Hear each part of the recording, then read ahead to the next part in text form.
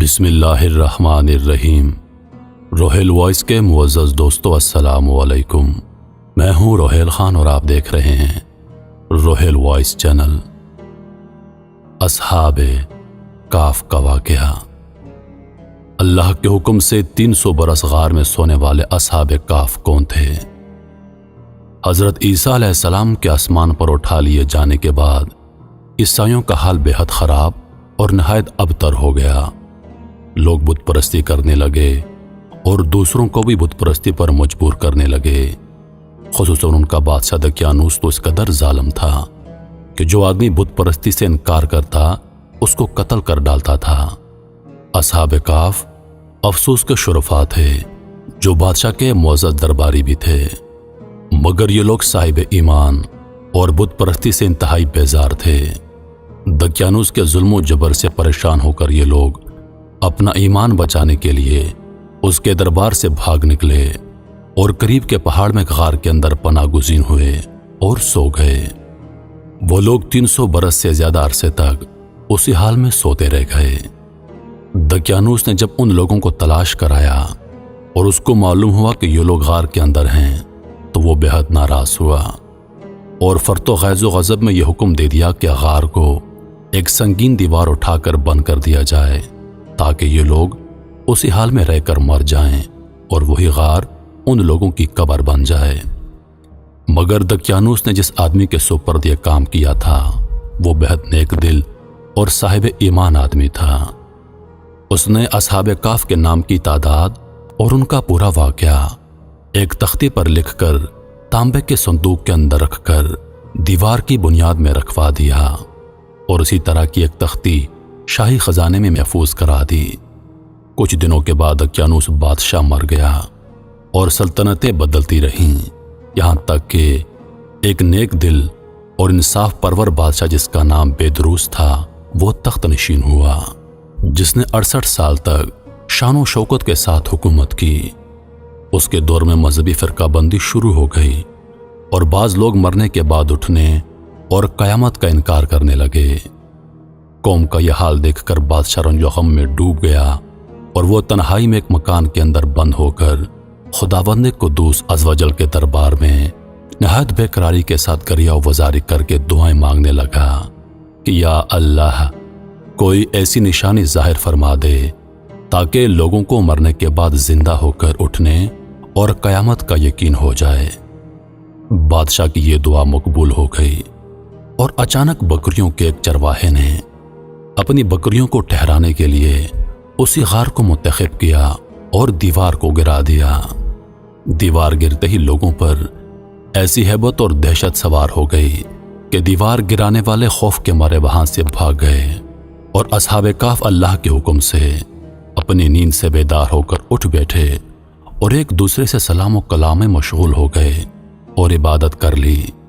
جب ان لوگوں کو بھوک لگی تو ان لوگوں نے اپنے ایک ساتھی یملیخا سے کہا کہ تم بازار جا کر کچھ کھانا لاؤ اور نہایت خاموشی سے یہ کام معلوم کرو کہ دقیانوس ہم لوگوں کے بارے میں کیا جانتا ہے۔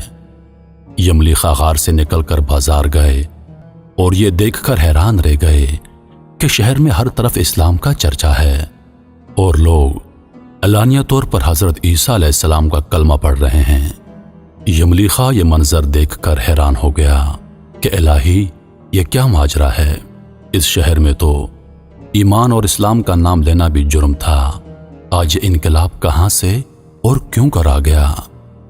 پھر یملیخا ایک نان بائی کی دکان پر کھانا لینے گیا اور دقیانوس کے زمانے کا روپیہ نکال کر دیا جس کا چلن بند ہو چکا تھا، بلکہ کوئی اس سکے کا دیکھنے والا بھی باقی نہیں رہ گیا تھا۔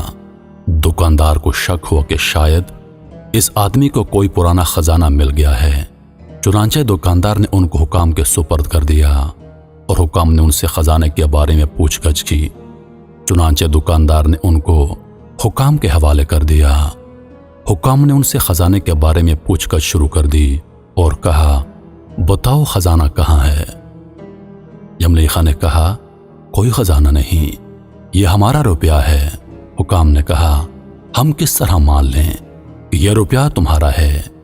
یہ سکہ تو 300 برس پرانا ہے اور صدیاں گزر گئی ہیں کہ اس سکے کا چلنا بند ہو گیا ہے اور تم ابھی جوان ہو، لہذا صاف صاف بتاؤ کہ مسئلہ کیا ہے۔ یہ سن کر یملیخا نے کہا کہ تم لوگ یہ بتاؤ کہ دقیانوس بادشاہ کا کیا حال ہے۔ حکام نے کہا، آج روئی زمین پر اس نام کا کوئی بادشاہ نہیں ہے۔ ہاں، سینکڑوں برس گزر گئے کہ اس نام کا ایک بے ایمان بادشاہ گزرا ہے جو بت پرست تھا۔ ابھی کل ہی تو ہم لوگ اس کے خوف سے اپنا ایمان اور جان بچا کر بھاگے ہیں۔ ہمارے ساتھی قریب ہی ایک غار میں موجود ہیں، تم لوگ میرے ساتھ چلو، میں تم لوگوں کو ان سے ملا دیتا ہوں۔ چنانچہ حکام اور عمائدین شہر کثیر تعداد میں اس غار کے پاس پہنچے۔ اصحاب کاف یملیخا کے انتظار میں تھے۔ جب ان کی واپسی میں دیر ہوئی تو ان لوگوں نے خیال کر لیا کہ شاید یملیخا گرفتار ہو گیا، اور جب غار کے منہ پر بہت سارے آدمیوں کا شور و غل دیکھا تو وہ سمجھے کہ غالباً دقیانوس کی فوج ہماری گرفتاری کے لیے آن پہنچی ہے۔ تو یہ لوگ نہایت اخلاص کے ساتھ ذکر الہی اور توبہ و استغفار میں مشغول ہو گئے۔ حکام نے غار پر پہنچ کر تانبے کا صندوق برآمد کیا اور اس کے اندر سے تختی نکال کر پڑھی تو اس تختی پر اصحاب کاف کا نام لکھا تھا، اور یہ بھی تحریر تھا کہ یہ مومنوں کی جماعت اپنے دین کی حفاظت کے لیے دقیانوس بادشاہ کے خوف سے اس غار میں پناہ گزین ہوئی ہے۔ تو دقیانوس نے خبر پا کر ایک دیوار سے ان لوگوں کو غار میں بند کر دیا ہے۔ ہم یہ حال اس لیے لکھتے ہیں کہ جب کبھی یہ غار کھلے تو لوگ اصحاب کاف کے حال پر مطلع ہو جائیں۔ حکام تختی کی عبارت پڑھ کر حیران رہ گئے، اور ان لوگوں نے اپنے بادشاہ بیدروس کو اس واقعے کی اطلاع دی۔ فوراً ہی بیدروس بادشاہ اپنے امراء اور عمائدین شہر کو ساتھ لے کر غار کے پاس پہنچا تو اصحاب کاف نے غار سے نکل کر بادشاہ سے ملاقات کی اور اپنی سرگزشت بیان کی۔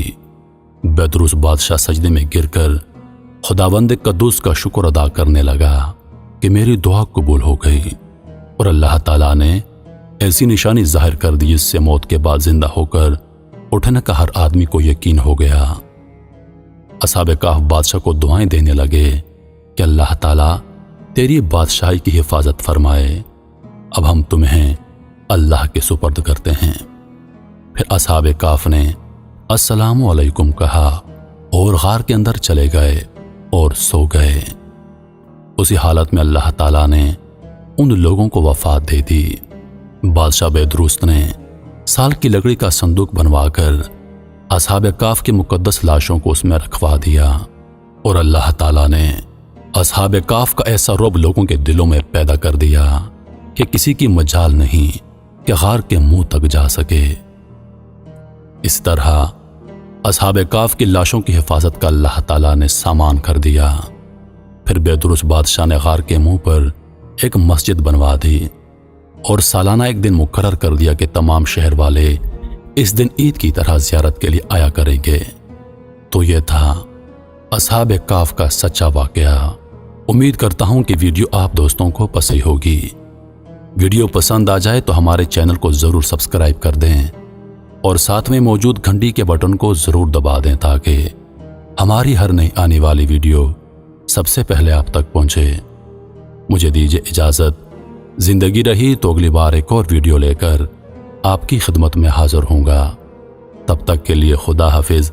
اللہ پاک آپ سب کا حافظ و نگہبان۔ ہنستے رہیے اور ہمیشہ مسکراتے رہیے۔